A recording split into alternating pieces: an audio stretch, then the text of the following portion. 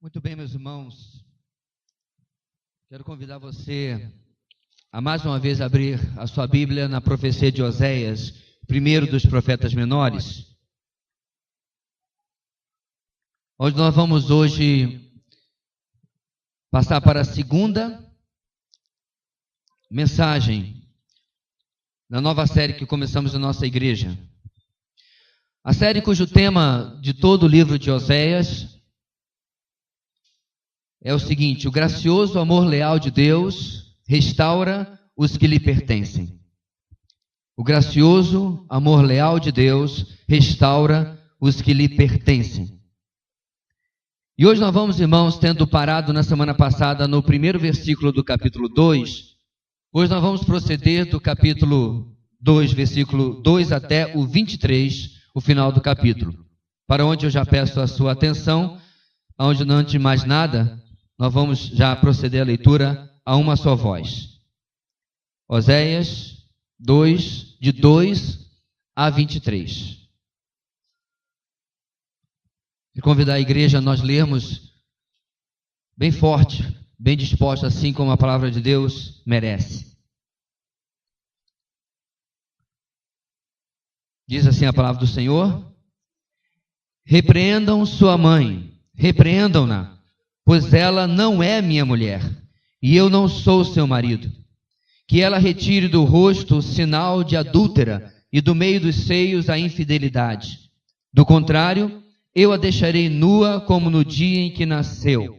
Farei dela um deserto, uma terra ressequida, e a matarei de sede. Não tratarei com amor os seus filhos, porque são filhos de adultério.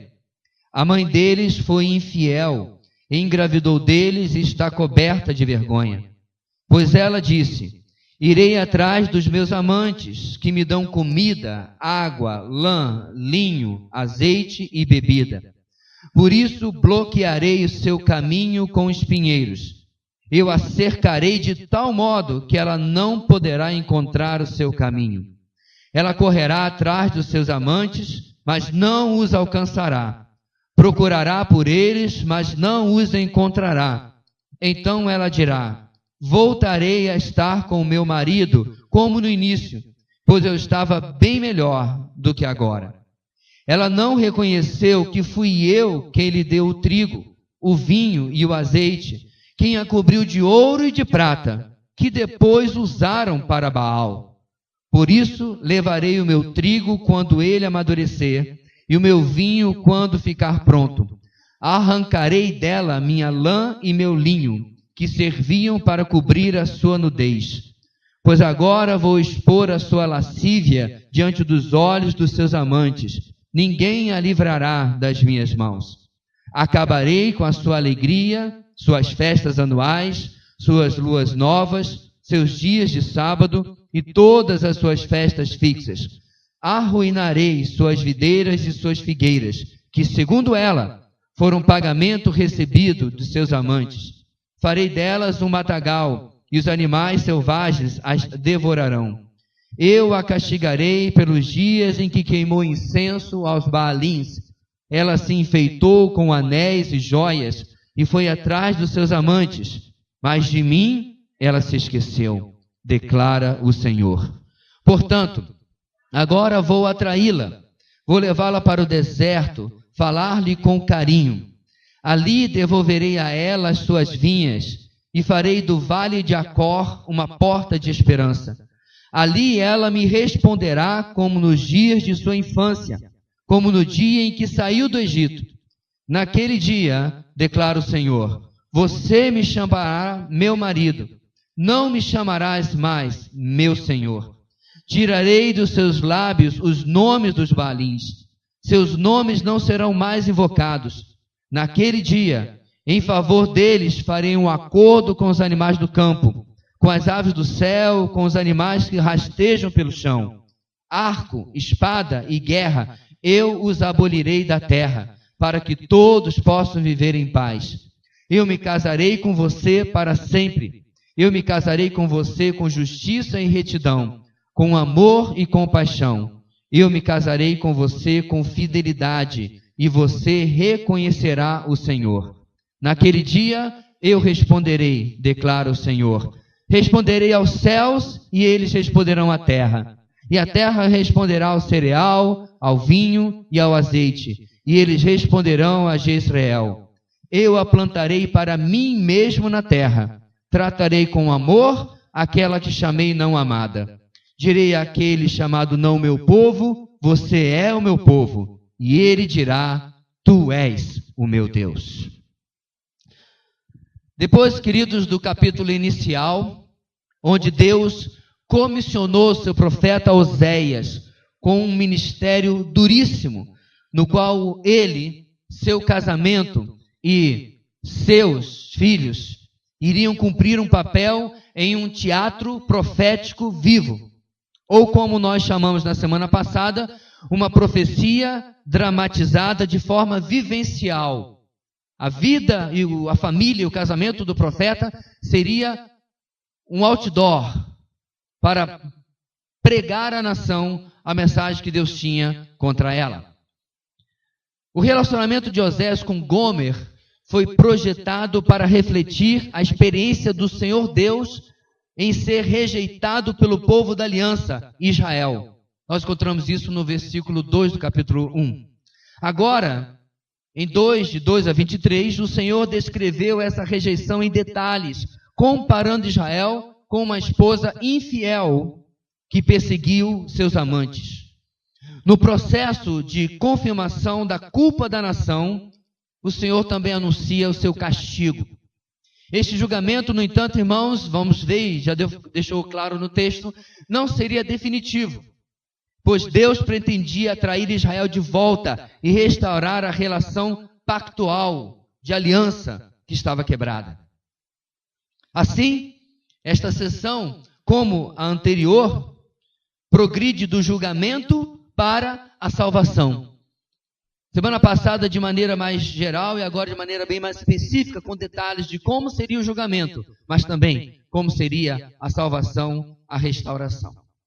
Assim, no texto de hoje, capítulo 2, de 2 a 23, a profecia de Oséias nos ensinará que o amor leal de Deus traz disciplina para nos tirar do pecado e nos restaurar. O amor leal de Deus traz disciplina para nos tirar do pecado e nos restaurar. É o nosso alvo, meus irmãos, da mensagem de hoje, em um texto de cerca de 2.700 anos, ver como que a mesma realidade se aplica à vida de todo cristão e principalmente daqueles que estão andando longe dos caminhos do Senhor. Mas para comprovar, meus irmãos, aquela frase que está lá em cima, como chegamos a este ponto? Como que Israel chegou a este ponto? Nós vamos ver em 3 lições a comprovação de que realmente o amor leal de Deus é leal porque em lugar de nos abandonar em nossos pecados, Ele traz a disciplina para que nós possamos ser arrancados do pecado e, portanto, experimentar a restauração. No versículos 2 até o versículo 5, nós vamos ver esta noite, em primeiro lugar, o seguinte: a infidelidade espiritual leva a buscar auxílio nos lugares errados. A infidelidade espiritual leva o homem a buscar auxílio nos lugares errados. Discernimento, clareza sobre os desafios da vida, vem quando você está andando com Deus. Quando nós afastamos o nosso coração e a nossa mente dos princípios da palavra, via de regra, nosso senso de julgamento fica nebuloso. É por isso que o salmista, no Salmo 119, em 2 dos seus versículos, vai dizer o seguinte, parafraseando: sou mais sábio do que os anciãos, porque observo a tua lei. Sou mais entendido do que os meus mestres, porque guardo os teus mandamentos.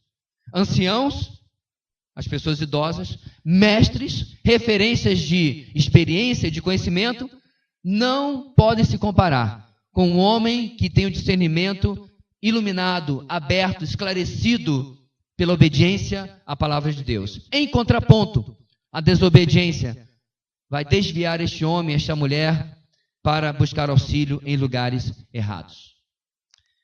O texto começa, irmãos, e reparem como ele começa com Oséias mandando um recado à sua esposa, através de seus filhos. Mas, na verdade, já é o começo de uma referência ao simbolismo que falamos desde semana passada, que é um recado para Israel. Voltando às predições do primeiro capítulo, Oséias agora as afirma como realidade. Antes era, olha, vai acontecer. Agora já está sendo confirmado que vai acontecer. Já está acontecendo a quebra do relacionamento de Oséias e Gomer. E a prostituição contaminando os filhos que ela estava concebendo também.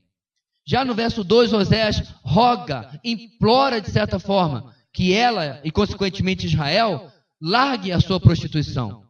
A prostituição de Gomer era, de fato, como nós a conhecemos, sexual. A prostituição de Israel era espiritual, religiosa, em que o povo, a nação, estava se corrompendo com falsos deuses.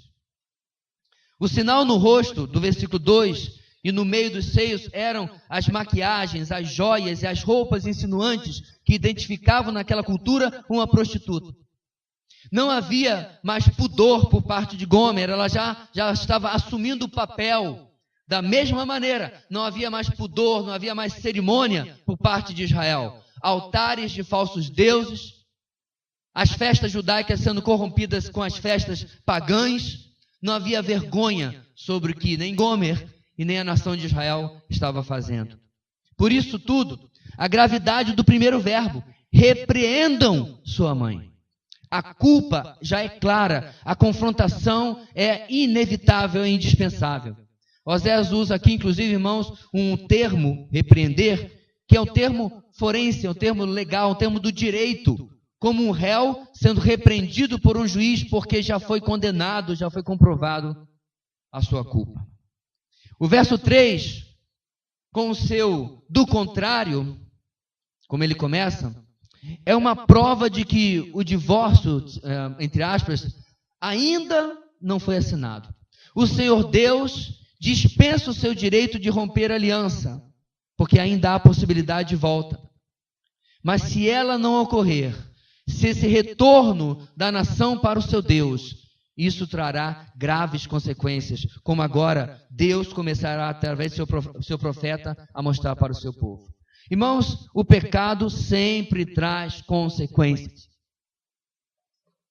Não adianta tentarmos achar que tudo aquilo que nós estamos vendo hoje, na política, no noticiário, não é uma evidência também de que o pecado traz consequências. Essa noção é tão clara, meus irmãos, que a própria sociedade cunhou a frase: o crime não compensa. Porque mesmo que alguém consiga ficar longe do longo braço da lei, o peso daquilo que ele fez e a necessidade de sempre de esconder os seus atos vai ou vão persegui-lo durante toda a sua vida. O crime, não só ele, mas o pecado, não compensa. E assim, meus irmãos, Deus vai mostrar que se ela não voltar dos seus caminhos, se a nação não retornar das suas decisões, virão consequências. As consequências que vão começar a ser colocadas aqui para Oséias são a transição de uma linguagem clara que era para Gomer, agora claramente é para Israel. As duas punições de Gomer são as duas punições de Israel. E elas se convergem em um cenário apenas: desesperança, desamparo e desespero diante do abandono do Senhor e da retirada da sua proteção sobre Israel. Durante a história, meus irmãos, agora estamos no 8º século antes de Jesus, antes de Cristo. Durante todo o tempo, Israel foi protegida pelo Senhor. E a visão que Oséias traz agora é: vocês vão estar, como a gente diz no popular hoje, por conta própria. Porque eu vou retirar a minha mão e vocês vão ver como que, sem mim, vocês sequer teriam existido até hoje. Ora, bolas, não precisa nem ser judeu naquela época. Qualquer cristão hoje que já frequentou a escola bíblica dominical há algum tempo e já leu a Bíblia toda, sabe de como Deus, vez após vez, livrou Israel, não apenas de cair nas mãos dos inimigos, mas de ser completamente exterminado. E assim, meus irmãos, primeiro, Deus diz que vai trazer a exposição pública da sua nudez. Um castigo, inclusive, adequado para quem não teve vergonha da nudez necessária para o adultério. Se sua nudez espontânea e pecaminosa não havia lhe incomodado, Deus agora agiria da mesma forma com a disciplina dele. Ele iria despir a nação dos seus recursos, de suas riquezas e, principalmente, da proteção de Deus. Mas outra coisa que Deus fala, em segundo lugar, é que deixaria a nação num deserto e morta de sede. Uma terra desolada é uma terra desértica. As duas imagens, meus irmãos, se convertem a uma lembrança. O dia em que Israel nasceu, saindo do Egito e entrando no deserto. Ali, em contraste com aquilo que Deus está prometendo agora, mesmo no deserto, Israel teve comida, teve água, teve proteção, teve sustento, mas não seria assim dessa vez. Lá eu lhes protegi. No dia em que vocês nasceram, eu estive com vocês, mas agora não vai ser dessa maneira. No verso 4, Deus não trataria filhos do adultério, ou filhos da prostituição, filhos da infidelidade para com Deus, que os prometeu todo esse tempo, Ele não trataria mais com eles. Deus não trataria com amor, não se compadeceria mais deles. Veja bem, meus irmãos, nós estamos acostumados a um Deus cultural nos nossos dias em que, como falamos já em algumas mensagens, o fato dele ser amor é amplamente aceito. Mas quando alguém que está iludido apenas com esta faceta de Deus, lê um texto como o de hoje, diz assim, espera aí, eu não creio nesse Deus, eu não quero este Deus, mas como diz mesmo, irmãos, nosso tema da mensagem de hoje, o grande amor leal de Deus traz disciplina. Nós estamos acostumados, meus irmãos, a um amor que não disciplina. Um amor que não castiga. Mas a palavra de Deus ensina algo totalmente diferente. Diz que o pai que ama disciplina o seu filho. Mas o pai que odeia recusa a vara. E Deus, como um pai, aqui na verdade é um papel de marido que ama, está trazendo a disciplina como uma forma de acordar esta nação sobre os caminhos que ela tem buscado e como ela tem buscado auxílio nos lugares errados. E aí no verso 5, mas o Senhor, diante daquilo que ele fala, é incompreendido. No verso 5 diz, a mãe deles foi infiel, engravidou deles e está coberta de vergonha. Pois ela disse, irei atrás dos meus amantes, que me dão comida, me dão água, me dão isso, me dão aquilo. E o povo começa a não entender o que está acontecendo. E o verso 5 então vem para encerrar os protestos. A mãe de vocês buscou auxílio nos seus amantes, ou seja, em outros deuses, em lugar de buscar no Senhor. Meus irmãos, a figura aqui é como se um de nós que somos casados, na verdade esse exemplo não é digno de nós tomarmos nenhum de nós. Vamos chamar aqui novamente o nosso, sempre ele, Sinfrônio. O dia que alguém se converter nessa igreja com o nome Sinfrônio, vamos ter que escolher outro nome. E a Sinfrônia, em lugar de depender do seu marido, de trabalhar com ele, juntos construírem um lar, começa a pedir auxílio ao seu vizinho. Começa a pedir auxílio a outro homem, para que ele compre seu mantimento, para que ele compre suas joias, para que ele compre suas roupas. Essa é a ilustração aqui, meus irmãos, que tal e qual Gomer havia deixado o seu marido e pela prostituição sido sustentada por outros homens, Israel estava fazendo com Baal, com um falso Deus, feito de pedra, que não podia fazer nada, e deixado o Deus verdadeiro que havia guardado esta nação durante toda a sua história.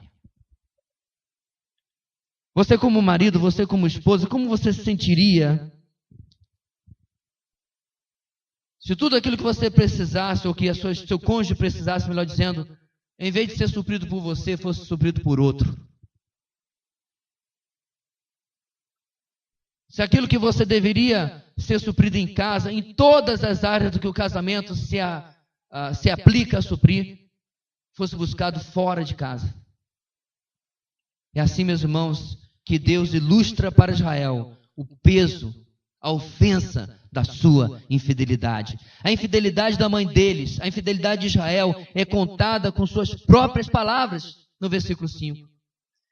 Ela escolheu trocar Deus pelos ídolos, o único Deus por falsos deuses. Portanto, como Gomer havia trocado o sustento provido por Oséias, Israel havia acreditado que Baal, o falso deus da fertilidade, era mais poderoso e capaz de sustentá-los. A condição de Israel ainda é muito pior, meus irmãos, do que até a infidelidade de Gomer poderia ilustrar. Por quê? Gomer talvez tivesse traído Oséias depois de algum tempo, talvez depois de alguns meses de casado ou anos de casado, não sabemos. Mas Israel havia traído e abandonado Deus que os havia escolhido desde Abraão, 1.500 anos antes. Durante tantos séculos, Deus os havia protegido, guardado, preservado, guiado. Os livramentos são inúmeros. Deus os havia feito uma nação e lhes dado uma lei com promessas de prosperidade e paz. Nada disso lhes foi suficiente. Israel busca nos falsos deuses, nas falsas religiões, busca em amantes os itens até da sua sobrevivência: trigo, vinho, azeite, os itens básicos da dieta judaica. Mas onde isso começa, irmãos? Como um povo passa de uma vida espiritual próspera e obediente, como nos dias de Davi e Salomão, a uma vida espiritual destruída e adúltera que o ameaça a sofrer o cativeiro? Sem nós anteciparmos o que Oséias dirá ao povo, posso lhes dizer que são as consequências de uma vida espiritual negligenciada, rasa e, finalmente, uma vida desobediente. E aí nós temos que nos perguntar, irmãos, você diria que já viveu ou está vivendo uma vida espiritual da mesma forma rasa? Uma vida espiritual superficial, sem intimidade com Deus? Meu irmão, como está o seu altar? Isso aqui não é o altar, isso não existe isso no Novo Testamento. Não existe altar, não existe templo. Eu estou usando de forma metafórica como está o seu altar pessoal, a sua vida, seu relacionamento com Deus. Perceba, meus irmãos, que a queda de alguém não é assim: hoje a pessoa está bem, está lendo a palavra, está orando, está evangelizando, está expulsando demônio, está fazendo aquilo, no dia seguinte está no pecado. Isso não existe. O derrapar é progressivo, sutil e às vezes contínuo. Hoje estou muito cansado. Hoje estou sem tempo. Ah, já sei, já li esse texto. Ah, pastor está recomendando para ler mais um livro. Não preciso não. É orgulho, meus irmãos, é a vaidade de achar que já chegamos a algum ponto, que inclusive derrubou uma nação inteira. Outra pergunta: quais têm sido os efeitos de uma vida espiritual rasa, se você já experimentou? A sua confiança está colocada somente no Senhor e no seu poder para prover e cuidar de você?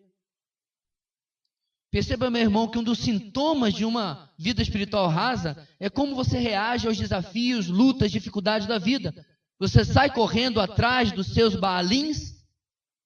Ou você dobra os seus joelhos, busca o Senhor e busca saber como Ele está suprindo ou suprirá a sua vida?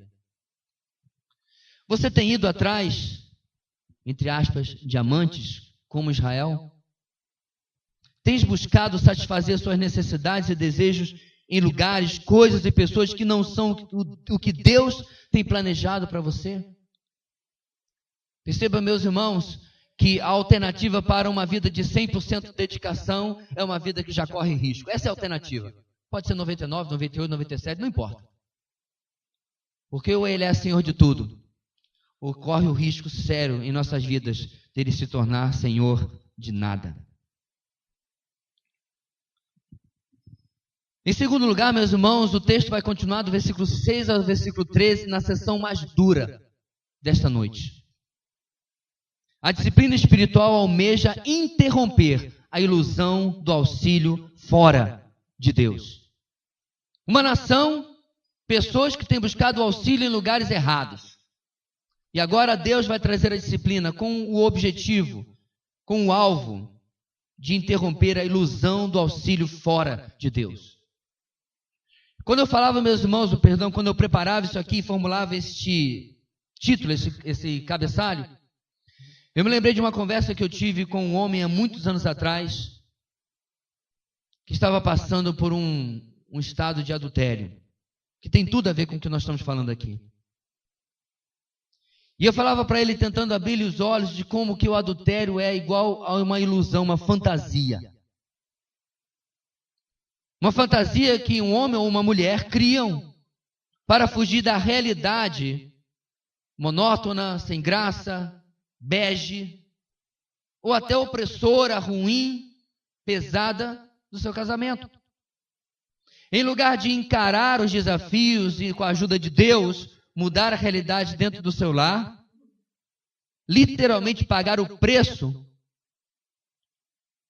ele busca numa falsa felicidade, num falso relacionamento e um falso amor, uma fantasia, uma ilusão para aquilo que ele está buscando. E eu dizia para esse homem: acorda. Pois bem, meus irmãos, muitas vezes, tal como Deus vai aqui prometer fazer com Israel, Deus precisa literalmente dar-nos uma rasteira. Porque o pecado, meus irmãos, ele é como uma droga. Você que já lidou com o viciado em drogas, você sabe do que eu estou dizendo. Uma das coisas mais difíceis é ele chegar e dizer: eu sou um viciado. Quantas pessoas, não vamos nem falar de droga, tabagistas que fumam cigarro, que já me disseram: eu paro quando eu quiser. Falei: então pare 2 dias que eu lhe desafio. Para não. Não para mesmo. Porque essa, meus irmãos, é a ilusão do vício, é a ilusão do pecado. E Deus precisa, muitas vezes, irmãos, intervir. E Deus vai intervir de forma muito forte, do versículo 6 até o versículo 13. O verso 6 começa com uma série de ações enérgicas. Desculpe, enérgicas, não energéticas. Enérgicas seria bom, né? Enérgicas, fortes, que só termina no versículo 13.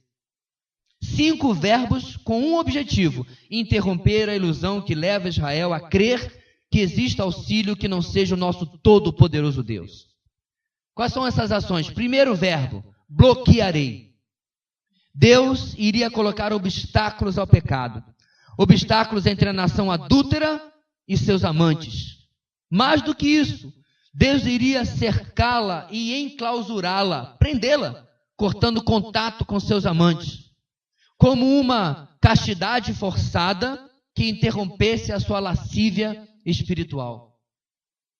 Aqui temos, meus irmãos, mais uma vez, Deus ameaçando o povo do exílio, porque ele seria isolado das nações que se corrompiam, com as quais se corrompiam ao seu redor, e seria levado para o exílio, como Deus já havia avisado o povo várias vezes. Interessante no verso 7 que isso em si parece que não resolvia. No verso 7, Israel ainda assim tentaria correr atrás dos seus amantes, mas diz o texto, sem sucesso. E agora, desprovido das fontes podres de socorro, ela diria a si mesmo, versículo 7, voltarei a estar com meu marido como no início, pois eu estava bem melhor do que agora. Talvez você leia o versículo 7 e diz: está vendo, pastor, funcionou.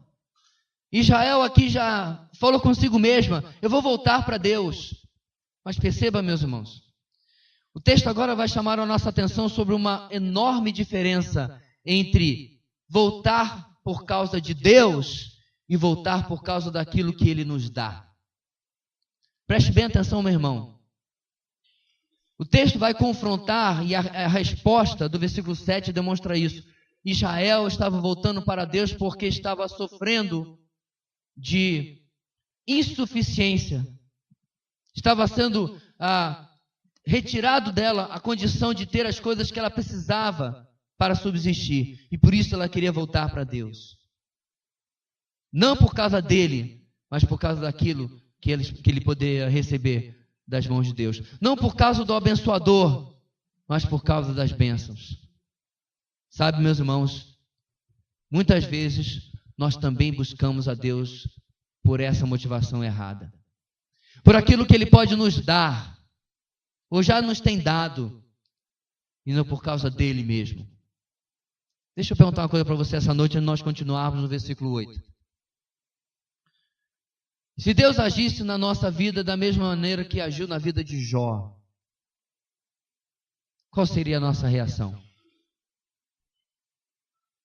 Será que Satanás pode virar para Deus e falar sobre mim e sobre você? Ele lhe serve à toa? Ou como diz na versão antiga, ele lhe serve debalde? Você lhe tem abençoado?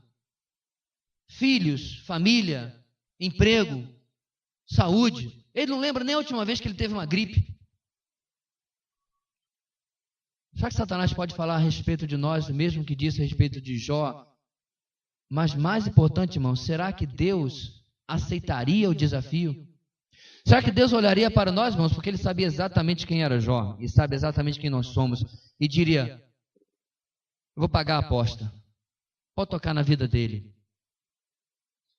Irmãos, eu sei que a perspectiva de pensar assim é até amedrontadora, porque significaria que eu e você estaríamos sendo provados em saber que se nós servimos a Deus por causa daquilo que Ele é, ou por causa daquilo que Ele nos dá. E porque, meus irmãos, Deus detecta isso na nação, o versículo 8 traz um dolorido lamento de Deus diante do que Ele teve que fazer para que a ilusão de Israel pudesse se dissipar. Um lamento porque mesmo assim eles se voltam para Deus por necessidade e não por causa de Deus, dele mesmo. Deus lamenta que este povo não reconhece que é dele que vem recebendo tudo, desde que formou a nação no útero do Egito. Literalmente o termo hebraico usado aqui, meus irmãos, no versículo 8, significa ela, a nação, não conheceu. A nossa tradução diz o seguinte, ela não reconheceu que fui eu quem lhe deu o trigo e etc, etc. Mas literalmente o verbo é, ela não conheceu que fui eu que lhe dei todas essas coisas. Por que isso que é importante, irmão? Por que é importante? Esse termo será usado outras 10 vezes neste livro. Essa é a primeira. Vão vir mais 10 vezes em que o mesmo verbo será usado. Ele é usado no emblemático versículo 4, capítulo 4, versículo 6.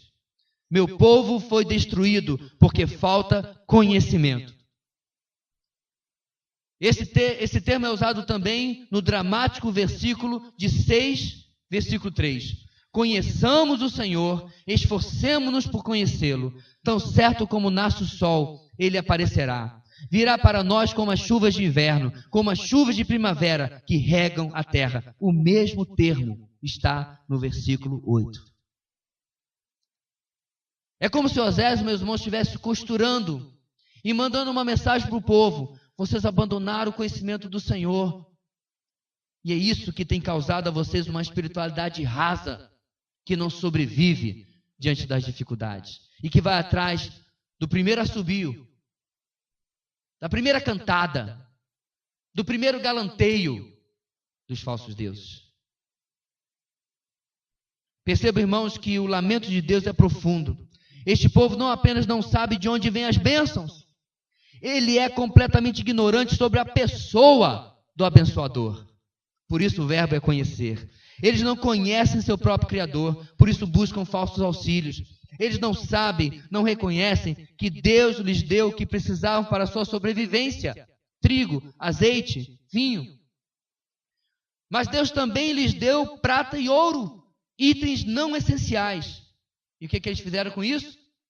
Usaram para Baal. Você já pensou? Com seu dinheiro, a esposa do Sinfrônio vai para o salão, faz uma progressiva de R$300 ou mais. Está barato ou está caro? Preço bom? Está barato? Está na média, né? Tem que perguntar quem sabe. Com o dinheiro do Sinfrônio, ela coloca unhas importadas da Turquia. Ou de qualquer outro lugar caro que seja. Coloca maquiagem, mas não é coisa de Avon, não. Ela é da prateleira de cima. Compra um vestido bonito lá na Zara. Essa aí eu sei que é cara. Que eu entrei e saí em 5 segundos.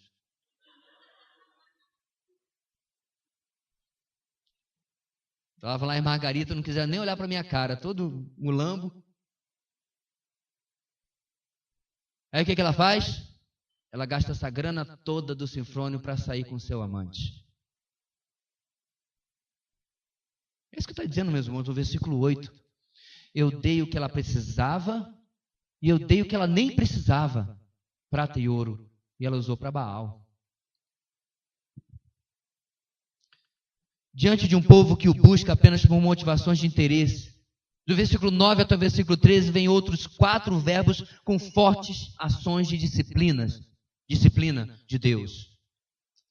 O primeiro verbo foi bloquearei, o segundo verbo arrancarei, e traz a ideia de violência, de força, de impaciência.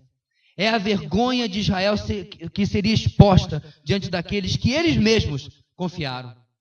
Confiaram nos falsos deuses de outras nações, vocês vão agora ficar despidos e vão se tornar chacota dessas nações. E assim foi. Quando Israel, meus irmãos, alguns anos depois, 2 séculos aproximadamente, foi levada para cativeiro, as nações ao redor celebravam e riam do que estava acontecendo com Israel. Exatamente como Deus está dizendo aqui. O terceiro verbo, acabarei. Acabarei com o quê? Com a religiosidade hipócrita que a nação mantinha. O texto, meus irmãos, traz uma progressão das festas anuais. Está no versículo número 11. Primeiro as festas mensais. Festas anuais, depois as mensais e, finalmente, até as celebrações semanais seriam interrompidas, acabadas. Nada restaria. Deus daria fim completamente à vida dupla, que buscavam manter uma religiosidade externa, cultural falsa, enquanto buscavam falsos deuses. O quarto verbo, arruinarei. Deus lhes havia dado tudo, inclusive as videiras e as figueiras. O que eles falaram? Atribuíram aos seus amantes, aos falsos deuses da fertilidade. De novo, meus irmãos, na figura do casamento, é como se tudo aquilo que a Sinfrônia fez lá no salão e nas roupas que gastou, e alguém perguntasse, mulher, você está bonita hoje, como é que você está? Ah, foi fulano, não Sinfrônio. Foi ele que me deu. Parece inimaginável, meus irmãos, no cenário de casamento. Imagina só no cenário espiritual. O que pensar de uma nação que há 1.500 anos, desde que seu pai Abraão foi chamado, tem sido mantida por Deus. E agora diz, quem lhe deu tudo isso? Yahweh, o Deus de Israel? Não, foi Baal. Foi Baal que me deu. As figueiras e as videiras que vocês estão vendo aqui hoje. E Deus diz o quê? Eu vou arruinar tudo. Uvas e figos, inclusive, irmãos, eram a coroa da colheita, era o final, o fechamento. Era como se fosse um fechamento de alegria. E Baal não conseguiria trazer fertilidade diante da ruína que Deus traria. O quinto e último verbo, castigarei. Deus fecha com uma última parte do seu castigo, que liga de novo lá o versículo 5. O que diz o versículo 5? A mãe dele foi infiel, engravidou dele e está coberta de vergonha, pois ela disse, irei atrás dos meus amantes, que me dão comida, água, lã, linho, azeite e bebida. No versículo agora 13, Deus liga de novo aquilo que a própria nação havia dito. E já havia dito que iria atrás dos seus amantes, e assim foi. Em lugar do seu marido, do seu Deus, do seu Senhor, preferiram adorar os amantes, os deuses falsos, e assim eles seriam castigados. Quais são algumas coisas, irmãos, que nós podemos confrontar e aplicar à nossa vida? Eu quero convidar você a pensar na sua vida, na sua história. Deus já precisou bloquear o seu caminho? Usar de misericórdia para que você se afastasse do caminho do pecado e se voltasse para Ele? Ele teve que lhe bloquear, lhe enclausurar, para lhe impedir de pecar? É Deus lhe amando, é Deus sendo misericordioso com você. Qual foi a sua atitude diante daquilo que Deus fez? Foi de revolta ou de gratidão? Foi de ainda mais endurecimento ou de arrependimento? A imagem que vem à minha frente, meus irmãos, é de um filho adolescente, em que está andando em má companhia, que está andando com pessoas que estão corrompendo aquilo que os pais lhe ensinaram, que lhe instruíram na palavra. E o pai ou a mãe diz: olha, a partir de agora você não vai mais andar com fulano ou beltrano. Em lugar de ser grato pela disciplina dos pais, ele se endurece, se revolta. Será que nós não somos assim com Deus às vezes? Será que não vemos Deus às vezes como desmancha prazeres? Quando na verdade Ele está apenas manifestando o seu amor e a sua misericórdia por nós. Você tem conhecido a Deus? Ou é apenas um usuário de suas bênçãos? Porque este era o problema de Israel. Quando lhe aparentou que Baal poderia suprir mais, passar as ofertas do Deus de Israel, como uma operadora de celular que apresenta um plano melhor, Israel rapidamente mudou de Deus. Mas se eles tivessem de verdade, meus irmãos, conhecido Deus, independente do que acontecesse, eles teriam se mantido fiéis a Deus. Então vai a pergunta novamente: você tem de verdade conhecido Deus? Ou é apenas um usuário das suas bênçãos? A sua vida com Deus se resume a uma lista de compras. Deus cura isso, abençoa aquilo, estou precisando, me dá, me dá. Você já tentou sentar-se para orar e não pedir absolutamente nada? Durante muito tempo, irmãos, em nossa igreja, na sexta-feira, nós não tínhamos pedidos de oração. E eu me lembro quando nós começamos a fazer isso. E a razão pela qual nós começamos a fazer isso foi simples, fazem muitos anos. O culto de oração parecia um muro das lamentações. Só faltava o quipá e o papelzinho para botar no meio das pedras. Era uma choradeira, sem lágrimas. Era um mimimi, era um ô dia, ô azar. Sexta-feira, após sexta-feira, após sexta-feira. E eu voltava para casa dizendo assim: depois que inventaram tá ruim, nunca ficou melhor. Não que nós não tenhamos, meus irmãos, lutas e dificuldades. O que me trazia aflição era: isso é o estado contínuo da vida de determinadas pessoas, nunca muda. E aí nós cancelamos os pedidos durante um bom tempo. Os mais antigos lembram. E nós sentávamos em roda aqui e simplesmente, depois do devocional inicial, o microfone passava de um para um. Ore, converse com Deus. As pessoas podiam pedir, ninguém era impedido de pedir na sua oração, de clamar, de colocar alguma necessidade. Mas, paulatinamente, pelo menos naquela época, as pessoas aprenderam a simplesmente conversar com Deus. Filhos, se o seu assunto com o seu pai é só: pai, me dá um dinheiro, pai, estou precisando, pai, quando você não precisar mais se sustentar, seu pai será um grande desconhecido na sua vida. Sua mãe será uma desconhecida que de vez em quando você manda uma ligação, manda um WhatsApp para ela. Porque é a mesmíssima coisa que fazemos com Deus.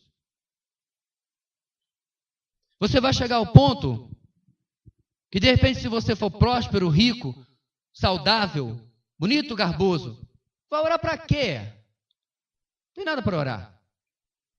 Despensa cheia, tanque cheio, conta cheia. Orar para quê? Não tem que pedir nada.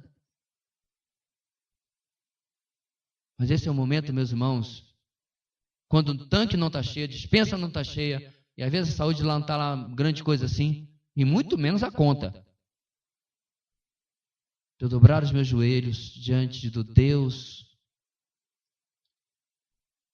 fiel, leal que nós servimos e dizer: e aí, Senhor, como é que estão as coisas? Como é que foi o seu dia? Claro, irmãos, que a gente não vai fazer isso, usar essas frases ou perguntas em oração. A questão aqui é conversar com Deus. Relacionar-se. Sair do modo Papai Noel, lista de compras, e sair das águas rasas do relacionamento com Deus. Meu desafio essa semana é: senta uma hora ou ajoelhe-se e não peça nada. Pastor, mas eu estou precisando de tanta coisa. Bem-vindo ao clube. Mas não peça nada. Converse com Deus. Se você for falar de alguma coisa de si, fale das suas aflições espirituais, não materiais. Fala da sua luta com o pecado e a gratidão pela graça de Deus que lhe sustém no meio da batalha. Não seja como Israel. Não seja apenas um usuário. Seja alguém que tenha conhecimento de Deus. Amados, se o nosso texto terminasse aqui, apenas as notas sobre pecado, disciplinas e ameaças ficariam. Mas ele não termina. O Deus que não desiste dos seus aparece novamente a partir do versículo número 14.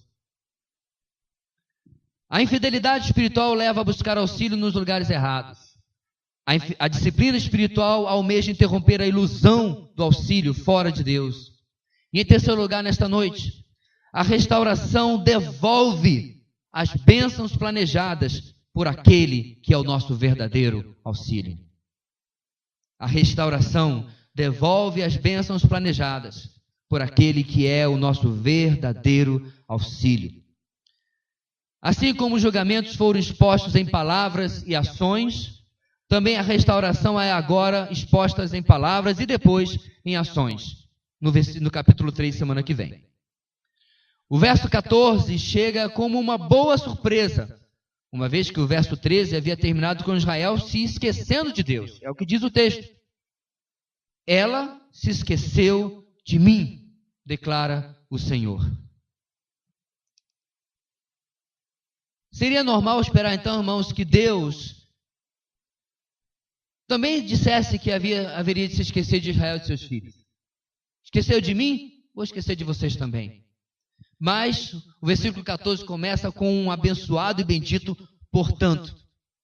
Meio sem nexo, mas mostrando, meus irmãos, que Deus já havia determinado um plano que, apesar de tamanha rebeldia e rejeição, Ele traria restauração eventualmente. Nos surpreende com uma mudança brusca de direção. Esse, portanto, em lugar de mais disciplina, ou até do completo divórcio, a quebra da aliança, vem a salvação, vem a restauração. Essa convivência, meus irmãos, do texto, tensa, na verdade todo o texto de José vai ser assim, entre o julgamento e a graça, é algo muito paralelo com o conceito cristão de salvação. Como inclusive colocou o teólogo espanhol Juan de Valdés, do século XVI, o único conhecimento verdadeiro de Deus é o conhecimento de Cristo. E isso pressupõe as experiências do conhecimento do pecado, primeiro, através da lei, e depois do conhecimento da graça, através do Evangelho. Então o pessoal vira para mim e diz: eu não gosto do Deus do Antigo Testamento, porque lá não tem graça. Nunca leu Oséias. Aliás, nunca leu um monte de coisa. Porque ou leu e parou no versículo 13. Eis aqui, meus irmãos, o Deus da graça.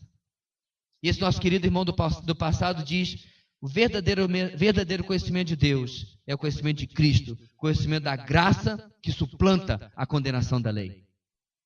Isto é, nossa experiência não só de culpa, mas também de condenação e desespero é parte integrante do conhecimento de Deus. Porque, meus irmãos, Se eu nunca pisei em uma água, se eu nunca vi alguém afogando, se eu nunca me afoguei, e alguém diz para mim assim, eu tenho uma profissão muito abençoada, tenho uma profissão muito honrada, muito digna, o que você é? Eu sou salva-vidas. Eu digo assim, não fiquei impressionado. Sou mais a minha. Mas sabe uma coisa? Toda vez que eu ouço a expressão enfermeira ou médica neonatal, meu coração pula uma batida.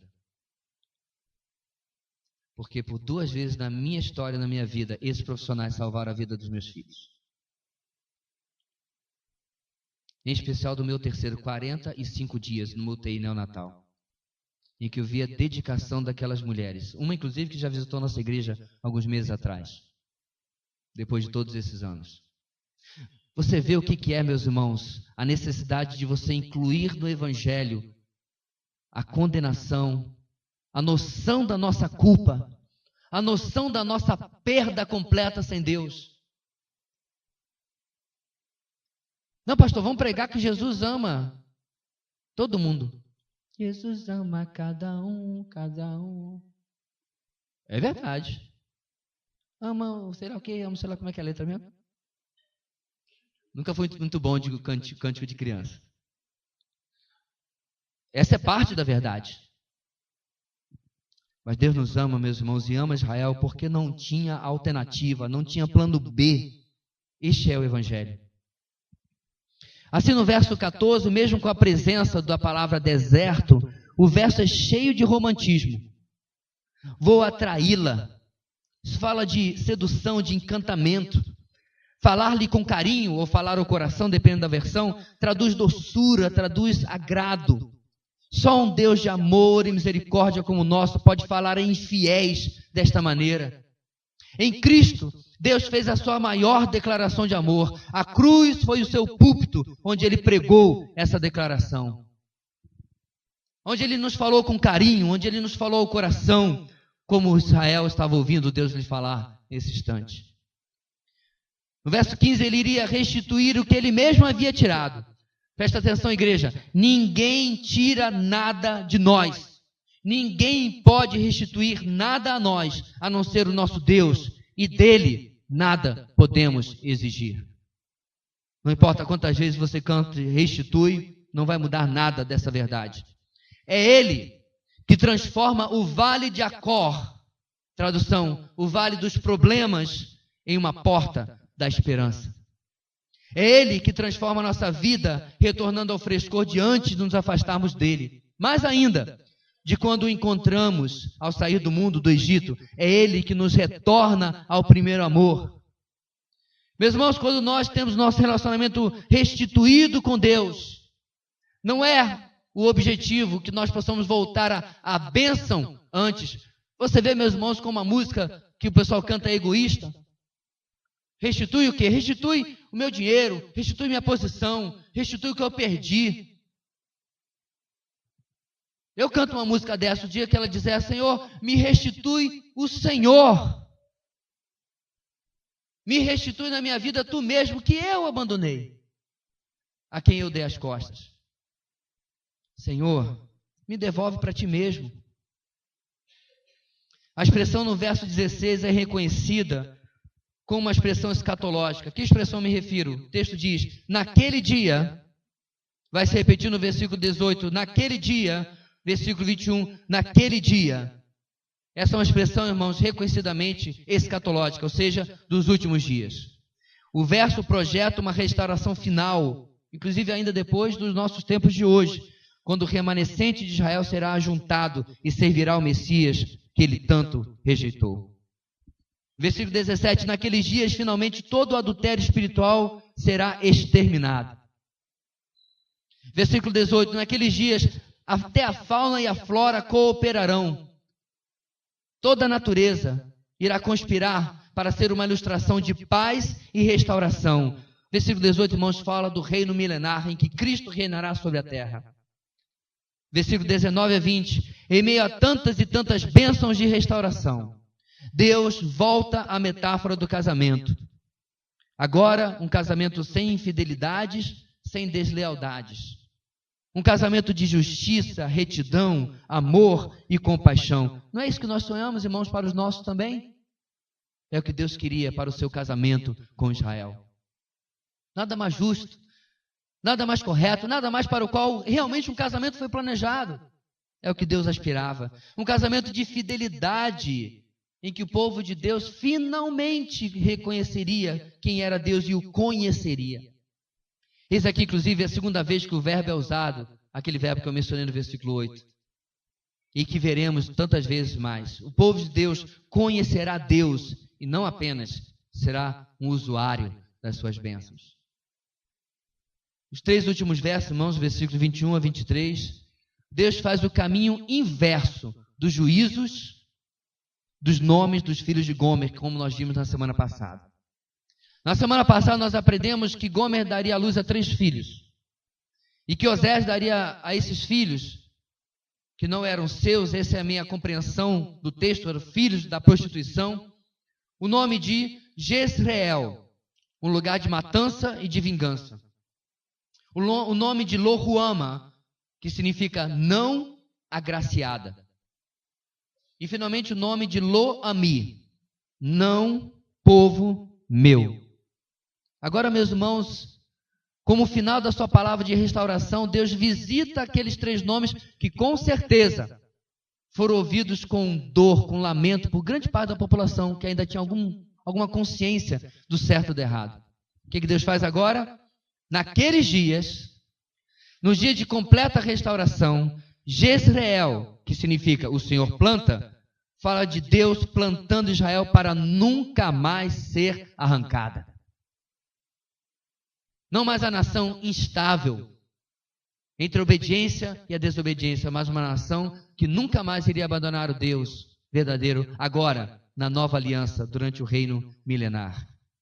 Ruama, sem o Ló, é para a nação que será agora tratada com amor, será amada, será agraciada. E finalmente, Ami, meu povo, é a promessa de que novamente se ouvirá: você é meu povo, e que se responderá: tu és o meu Deus. Meu irmão, você já tem experimentado a restauração de Deus na sua vida? Ou ainda se encontra em disciplina por causa da rebeldia e da desobediência? Você tem experimentado Deus retornar à sua vida uma vida de novidade, de primeiro amor? Uma vida onde você ouve Deus falando com carinho ao seu coração? Uma vida de relacionamento? A disciplina de Deus tem lhe tornado mais dedicado ao Senhor? Ou você tem se revoltado contra ela? Semana passada e retrasada nós vimos, especialmente retrasada, que o pecado um dia chega com a sua conta. E se essa conta vier, meu irmão, é porque Deus está trazendo a disciplina para nos atrair de volta a Ele. Finalmente eu quero lhe perguntar essa noite: você tem vivido o Evangelho? Você sabe que Ele, Deus, é a única esperança para as suas infidelidades? Ou você tem tentado retornar a Ele por conta própria, através das suas forças, da sua espiritualidade, da sua religiosidade? O que eu quero dizer, meus irmãos, com essa última pergunta é o seguinte: apenas um coração que declara uma completa falência de recursos pode experimentar a bênção do Evangelho que lhe levanta do monturo, do chão, pela graça restauradora de Deus. É somente aquele que diz: Deus, eu não consigo, que vai ouvir de Deus: tudo podes em mim que te fortaleça. Enquanto, irmãos, nós começarmos ou continuarmos a dividir forças com Deus: Senhor, dá uns 10% aí, eu entro com 90%, eu me garanto. Ou mesmo o inverso: Deus só tem um 10%, entra com 90%. Meu irmão, não temos nada. Nossa contribuição é 0. Nossa contribuição é arrependimento de pecado. É constatação de falência de recursos. Porque aí sim, o amor leal de Deus, que trouxe a disciplina para nos tirar do pecado, vai poder nos restaurar. Assim foi, meus irmãos, há 2.700 anos atrás. Deus não mudou. Ele continua agindo da mesma maneira na minha e na sua vida. Meus irmãos, diz um ditado popular brasileiro que quem vê cara, pois é, não vê coração. Só você e Deus sabem exatamente como está a sua vida. Nessa experiência, meus irmãos, com o Senhor de 37 anos e 20 e tantos de ministério, quantas vezes eu vi pessoas sentadas no primeiro, no segundo banco, ou mesmo no último, cantando, louvando, levantando a mão, está tudo bem, devocional debaixo do braço, Bíblia, mas a vida estava em ruínas. Portanto, se você está sentindo assim, hoje o pastor pregou para mim, pode acreditar que eu vivo dizendo, a minha bola de cristal está quebrada e a peça vem da China e não chegou até hoje. Não, meu amado, eu não preguei para você. Mas preguei. O que você está sentindo é Deus interagindo com a sua história, para que você mude a sua trajetória, lhe alertando através de uma narrativa de 27 séculos, de que você não pode continuar na mesma trajetória, de que você não pode continuar testando o amor e a lealdade de Deus, a sua misericórdia e a sua graça. Mas que, por outro lado, você pode essa noite encontrar um Deus, esse Deus, do versículo 14 ao 23. Portanto, agora vou atraí-la, vou lhe falar com carinho, vou lhe devolver as vinhas, vou lhe chamar de esposa, porque ela vai me chamar de marido. Tirarei dos seus lábios a idolatria. Farei um acordo, me casarei, lhe responderei, lhe plantarei, lhe direi minha amada, lhe direi meu povo. Quem em sã consciência não quer um Deus desse, não é verdade? Pois esse é o Deus que está lhe dizendo essa noite, para que você possa largar o que quer que esteja arruinando a sua vida e se dedicar totalmente a Ele. Oremos. Deus querido, como precisamos, ó Deus, atentar para a narrativa deste texto. Como precisamos, em arrependimento, voltar-nos para o Senhor. Ó Deus, como podemos viver essas vidas em troca daquela que o Senhor tem nos oferecido? Como podemos, ó Deus, desejar as bolotas dos porcos, quando na casa do nosso Pai há um banquete esperando por nós? Ajuda-nos, ó Deus. Certamente, ó Pai, a metáfora é forte, mas desvia o nosso coração dos nossos amantes, dos nossos ídolos, dos nossos falsos deuses e volta-nos totalmente para o Senhor. Ajuda-nos, ó Deus, como indivíduos, ajuda-nos, ó Deus, como famílias, ajuda-nos como igreja. Ajuda-nos. Traz arrependimento e mudança. Traz restauração. E a nossa oração esta noite, em nome de Jesus. Amém.